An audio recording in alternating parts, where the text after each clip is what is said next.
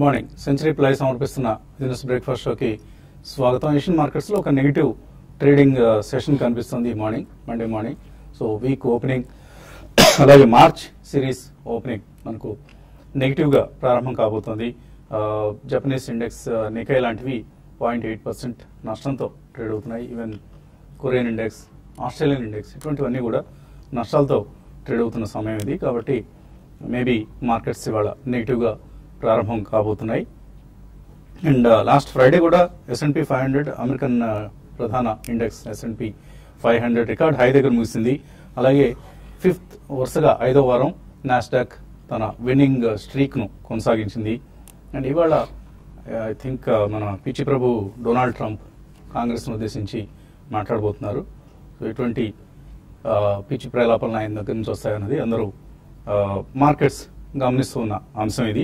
So maybe ఆయన దగ్గర నుంచి మళ్ళీ మరికొన్ని పిచ్చి ప్రకటనలు వస్తే మళ్ళీ అక్కడ శ్వేత జాతీయులు కొద్దిగా మరికొంత రెచ్చిపోయే అవకాశాలు కూడా ఉంటుంటాయి. సో ఇటువంటి అంశాలు మార్కెట్స్ మీద కూడా కొంత ప్రభావం చూపించే అవకాశం ఉంటుంది. అదర్వైజ్ మన మార్కెట్స్ ఒక స్ట్రాంగ్ బులిష్ ధోరణిలో ఉన్నాయి. సైకలాజికల్ బ్యారియర్స్ను టెస్ట్ చేస్తూ ఎప్పటికప్పుడు అధిగమిస్తూ మార్కెట్స్ ముందుకు వెళ్తూ ఉన్నాయి. అండ్ ఒక స్టెప్ ఎప్పుడైనా వెనక్కి వేసినా కూడా 2 స్టెప్స్ ముందుకు వేస్తూ మార్కెట్స్ కొనసాగుతున్నాయి. లాస్ట్ వీక్ కూడా మనం చూసాం సుమారుగా సెన్సెక్స్ 2%, నిఫ్టీ 1.8% పెరిగి క్లోజ్ కావడం చూసాం.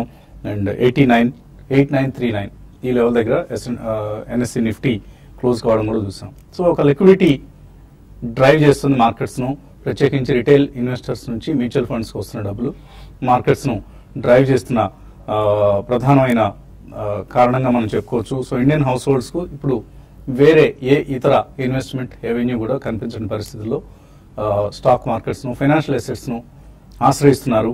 సో గోల్డ్, రియల్ ఎస్టేట్ ఇటువంటి అసెట్ క్లాసెస్ను పక్కన పెట్టి, ఎందుకంటే గోల్డ్లో ఎటువంటి రిటర్న్స్ రావడం లేదు అండ్ రియల్ ఎస్టేట్ రిస్కీగా మారింది. నెగిటివ్ సెంటిమెంట్ కూడా ఉంది చాలా సిటీస్లో రియల్ ఎస్టేట్కి సంబంధించి. కాబట్టి ఫైనాన్షియల్ అసెట్స్ వైపే, మార్కెట్స్ వైపే అందరూ కూడా చూస్తున్న తరుణం ఇది.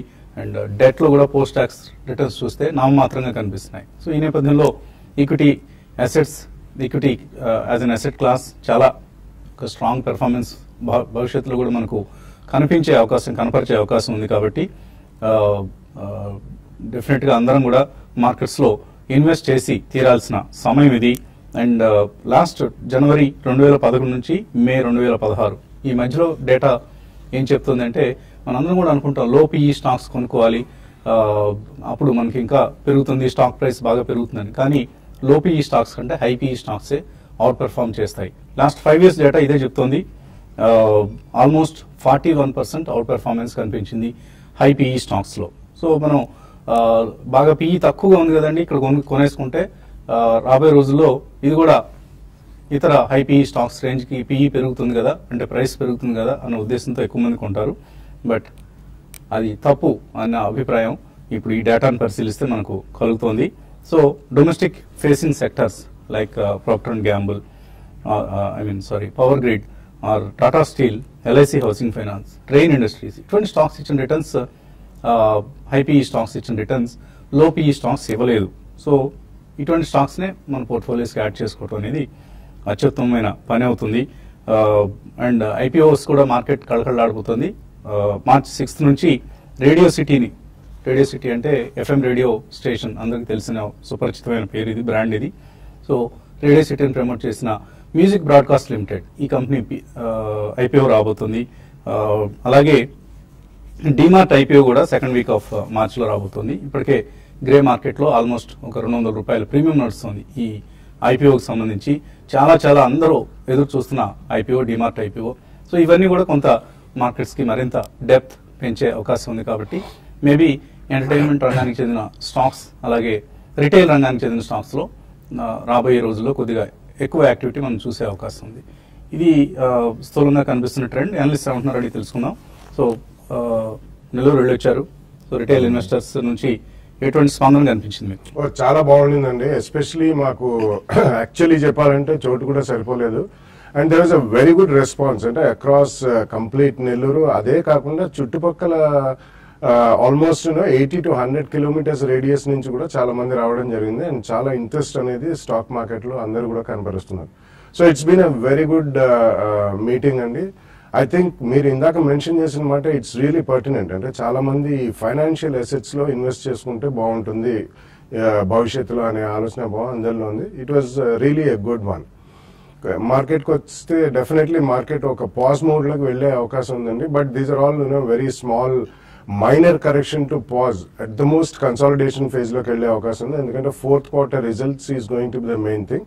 మనకి ఇమీడియట్లీ చూసుకుంటే మాత్రం మనకి స్టేట్ ఎలక్షన్ రిజల్ట్స్ ఉన్నాయండి. ఒకవేళ అక్కడ ఏదైనా నెగిటివ్ గా వచ్చినా కానీ బీజేపీకి I don't think it's going to be prolonged correction అండి. It's going to be very short and minor lived correction అనే చెప్పొచ్చు. But beyond that March quarter results which is going to be year end results as well as quarterly results అని చెప్పాలి. ఒకవేళ మనకి December quarter కంటే results మెరుగ్గా వస్తే మాత్రం definitely it's going to be very strong market. కాబట్టి ఈ అవకాశం యూజ్ చేసుకుని ఎక్కడైతే కన్సాలిడేషన్ కొద్దిగా scrip wise or sector wise అయిందో అక్కడ తప్పకుండా స్టాక్స్ కొనాలని చెప్తున్నాను. సో టెక్నికల్స్ ఏం చెప్తున్నాయి? ఐ థింక్ లాస్ట్ వీక్ మనం చూస్తే కనుక probably I think expiry week వల్ల probably I think Nifty management ఎక్కువ అవటం చూసాం. So first it was HDFC I think close to 30-40 or maybe 50 points contribute చేసింది. And last but one day expiry కన్నా ముందు రోజు ఏదైతే ఉందో it was Reliance. Actually Reliance Mukesh speech తోటి ప్రాబ్లీ ఇట్ హోల్డెడ్ నిఫ్టీ అని చెప్పొచ్చు. బట్ అగైన్ కొంచెం నెగటివ్ సిగ్నల్స్ మనం రావడం చూసాం నిఫ్టీ పరంగా చూస్తే కనుక. బట్ అగైన్ మనకి సెప్టెంబర్ హైస్ ఏవైతే ఉన్నాయో 8967 ఒకసారి బీచ్ అయ్యి almost close to 10-15 points up వెళ్ళినాక క్లోజింగ్ ఐ థింక్ సస్టైన్ కాలేకపోయింది. సో నా ఉద్దేశంలో 8968 అబోవ్ అట్లీస్ట్ 3 days క్లోజ్ అవుతూనే మన నెక్స్ట్ ర్యాలీకి అవకాశం ఉంది. లేదు అంటే కనుక కన్సాలిడేషన్ వెళ్ళే ఛాన్స్ ఉంది. ఇన్ కేస్ కన్సాలిడేషన్ వచ్చి మార్కెట్ కరెక్ట్ అవుతే కనుక ప్రాబ్లీ 20-day మూవింగ్ యావరేజ్ చాలా స్ట్రాంగ్ సపోర్ట్ ఉండే అవకాశం ఉంటుంది which should be around 8760. So ఈ నేపథ్యంలో ప్రాబ్లీ మార్కెట్ డౌన్ సైడ్ చూస్తే కనుక 100-130 పాయింట్స్ ఉంది. So every dip should call for a by అని చెప్పొచ్చు. బట్ అగైన్ బ్యాంక్ నిఫ్టీ చూస్తే కనుక ఆల్మోస్ట్ ఇది ఆల్ టైమ్ హై బ్రీచ్ అయ్యి 21,032 దాకా హై వెళ్ళటం చూసాం. అక్కడి నుంచి ఒక కన్సాలిడేషన్ మోడ్ లో ఉంది. సో ఈవెన్ బ్యాంక్ నిఫ్టీ కూడా ఒక మైనర్ కరెక్షన్ వచ్చి 20,300 ఆర్ 20,200 వస్తే కనుక I think it's call for a by. And probably in the next 3 months again Nifty మనకి ఏదైతే ఉందో 9119 లైఫ్ టైమ్ హై ఏదైతే ఉందో అది బ్రీచ్ చేసే అవకాశం ఉంది. అదేవిధంగా బ్యాంక్ నిఫ్టీ కూడా ఇక్కడ నుంచి 3-5% ఇన్ ద నెక్స్ట్ 3 months వెళ్లే అవకాశం ఉంది.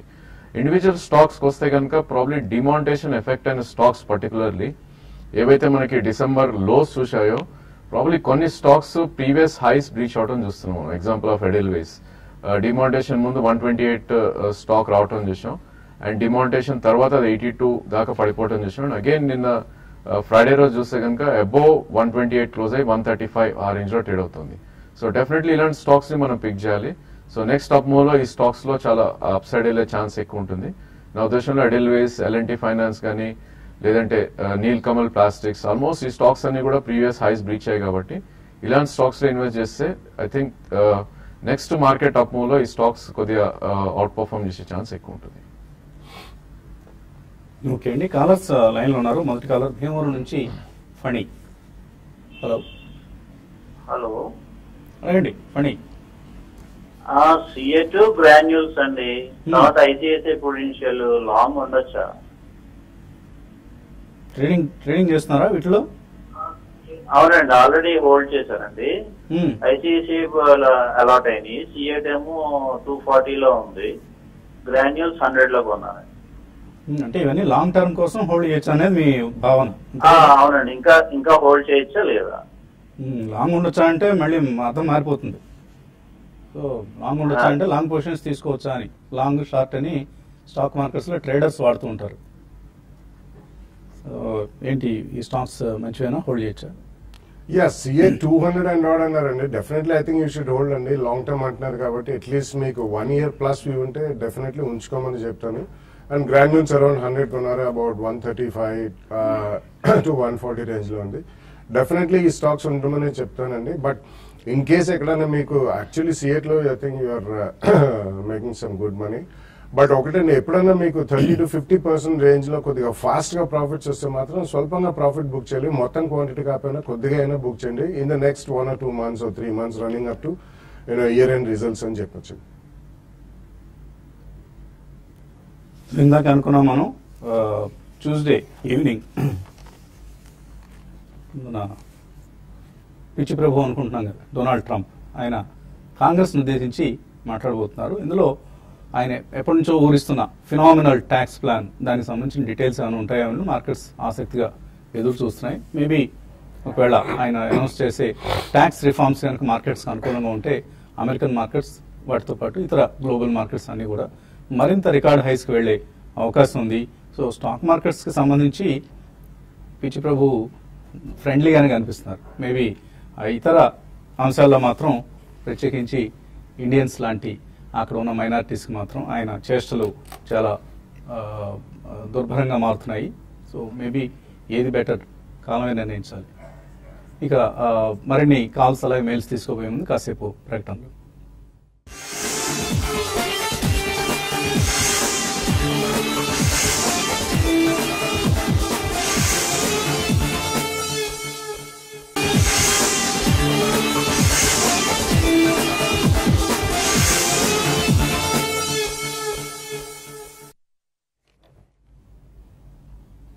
సెంచరీ ప్లై సమర్పిస్తున్న బిజినెస్ బ్రేక్ఫాస్ట్ షోకి తిరిగి స్వాగతం.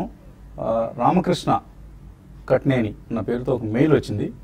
సో ఆ మెయిల్లో ఆయన మన కార్యక్రమాల్ని ఎంత విశదీకరించి విశ్లేషించారో చాలా ఆశ్చర్యం అనిపిస్తుంది. చక్కటి విశ్లేషణ, ఎవరెవరు ఎలా మాట్లాడుతున్నారు, రాజేంద్ర గారు ఎలా చెప్తున్నారు, బాలాగారు ఎలా చెప్తున్నారు, కుటుంబరావు గారు, శేషు, సుందర్, అందరినీ ఆయన ఎవరిని విడిచిపెట్టలేదు. అందరి గురించి చక్కగా విశ్లేషిస్తూ రాశారు. సో ఇలాంటి ప్రేక్షకులు ఉండడం మాకు మేము చేసుకున్న అదృష్టం అండి. చాలా చక్కటి మెయిల్. ఇన్ఫ్యాక్ట్ ఏదో పొగడలేదు, ఇందులో అందరినీ తిట్టారు. సో ఆ తిట్లు ఎలా ఉన్నాయంటే చాలా కరెక్ట్గా తిట్టారు. అది ఏదో ఒక నెగిటివ్ బయాస్తోనో లేకపోతే పాజిటివ్ బయాస్తోనో రాయకుండా ఉన్నది ఉన్నట్లుగా రాశారు. సో థ్యాంక్ యూ రామకృష్ణ గారు. Keep sending your feedback periodically. తర్వాత కాలర్ లైన్ ఉన్నారు హైదరాబాద్ నుంచి శ్రీనివాస్. హలో. హలో, నమస్తే సార్. నమస్తే అండి, అడగండి శ్రీనివాస్. మేము లాస్ట్ మంత్ లో టాటా మోటార్స్ మనీ కంట్రోల్ లో చూసామండి. అది 564 రేట్ ఉన్నప్పుడు పిఈ రేట్ 13 ఉన్నది. ఇప్పుడు 560 రేటే ఉంది, కానీ పిఈ రేట్ 18 కనిపిస్తుంది మనీ కంట్రోల్ లో. ఏమైనా ప్రింటింగ్ జస్ట్ మిస్టేక్ లా పడుతుందా, లేకపోతే అది కరెక్ట్ పిఈ రేట్ అయినా కొంచెం తెలియట్లేదండి, కొంచెం చెప్పాలి.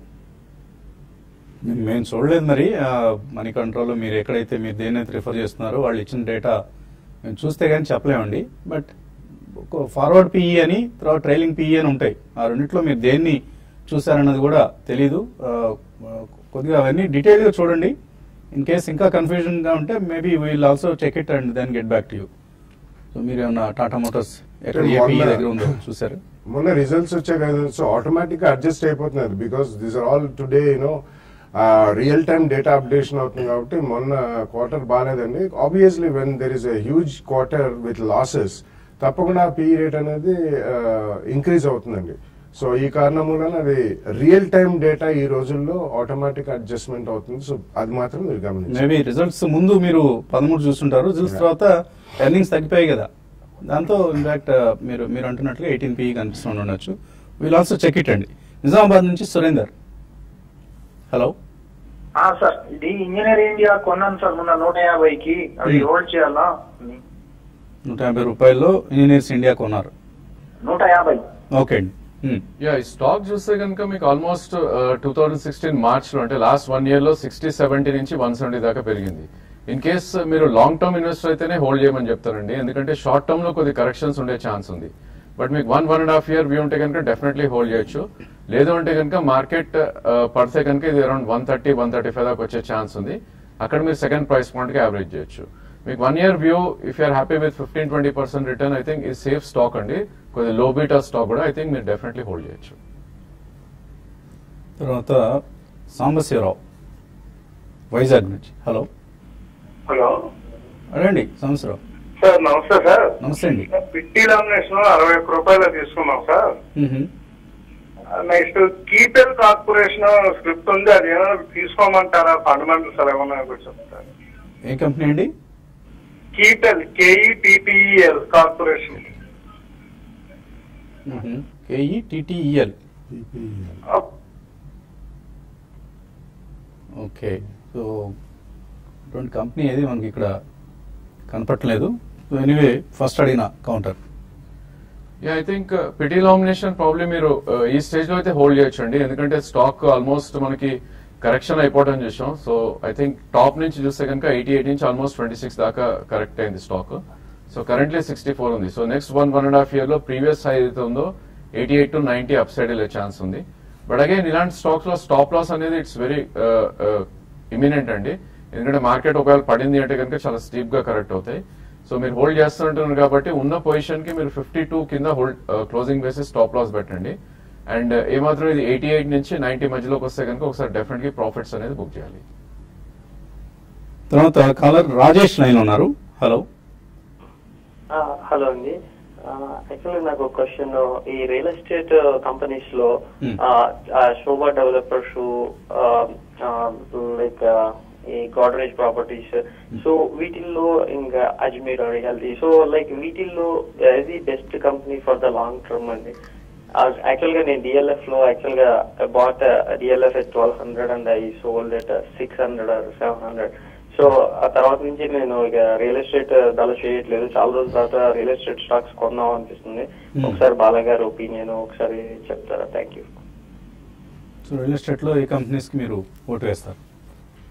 అంటే ఆయన 3 కంపెనీస్ గురించి అడిగారండి. I think Sobha and Godrej properties definitely are quality wise and they're good companies and with very good managements, but Shobha is actually a regional player in Japan. Regional in the sense they concentrate more on Karnataka, in and around Bangalore, and probably 1 or 2 projects outside of Karnataka only. Mostly they are in South India only, mostly. But Godrej Properties, Maharashtra concentration only. I think today they have expanded themselves geographically into different parts of the country. So ఈ కారణములన మంచి managements with reasonably good fundamentals అంటే, and in terms of accounting and reporting they very honest and their balance sheets are also reasonably good. So ఈ రెండు I would definitely say you can go ahead and buy it అండి, but don't concentrate your portfolio only on real estate stocks అండి. ఎందుకంటే real estate కొద్దిగా అంటే ఈ లో cost and affordable housing పెరిగినా కానీ I think it will take its own sweet time. కాబట్టి you can diversify into other sectors. In terms of real estate companies, these two are good. Okay అండి, తర్వాత కొన్ని మెయిల్స్ తీసుకుందాం. రామకృష్ణ అడుగుతున్నారు, Zee media company print business లోంచి వచ్చేస్తుంది, బయటకు వచ్చేస్తుంది, concentrating more on entertainment verticals. So Zee media తీసుకోవచ్చు ఇక్కడ. అలాగే Kingfa science and technology, ఈ కంపెనీ Chinese promoter holding a 75% stake. Top line growth బాగుందట లాస్ట్ 2 quarters. రెండింటిని బాగా ఆయన విశ్లేషించి మరీ రాశారు. ఫండమెంటల్ ఎలా ఉన్నాయి 2 companies? Yeah, Kinfra is ex-Hydro SS Polymers and I think that's a company, it's an interesting company that will do well, and especially engineering plastics and polymers. They are one of the smart and strong players. Kabatti tappakunda I think you should go ahead and you can buy in 1 or 2 price points. Okala already unte matram definitely you can hold that andi. It's a micro cap stock kabatti meeku koddiga indulo liquidity takku untundi. So the sharp spikes up or down can be rarely can be seen that in that stock. So ee karanam mulana koddiga jaagrataga undali. Ekkadana 1 or 2 quarters koncham balakapothe matram they will be subject to heavy selling. So Z Media, it's going to be a different paradigm and you have got to be a bit of a trader in that pure play, invest and forget type of guy. Though they are coming out of print media only about 2 or 3 players and it's mostly a regional one. National coaches, it's only Times of India. So it went to all level. So koddiga jaathu only you can trade and average your cost down in such shares. కొంచెం పెద్ద equity కనిపిస్తుంది G మీడియాకి సంబంధించి. Otherwise మీరు అన్నట్లుగా ఈ మధ్య big FM ని వాళ్ళు ఎక్వైర్ చేయడం కావచ్చు, ఇటువంటి అంశాలన్నీ కూడా జీ మీడియాకి they are in favour of the company. So broadcasting, cable TV ఇటువంటి సెక్టర్స్ సంబంధించి చాలా ముందు బులిష్గా ఉన్నారు చాలా మంది అనలిస్ట్. సో ఈ నేపథ్యంలో maybe you can consider investing in Zee media. Maybe డిక్లైన్స్లో తీసుకుంటూ ఉండండి అండ్ ఒక 2 to 3 years వ్యూ ఉంటే డెఫినెట్గా యూ కెన్ గో అహెడ్. ఇంకా మెయిల్స్ అలాగే కాల్స్ మిగిలాయి, అన్నిటినీ మనం అడ్రస్ చేద్దాం. 9 గంటలకి TV5 మనీ కార్యక్రమాల్లో. So keep watching TV5.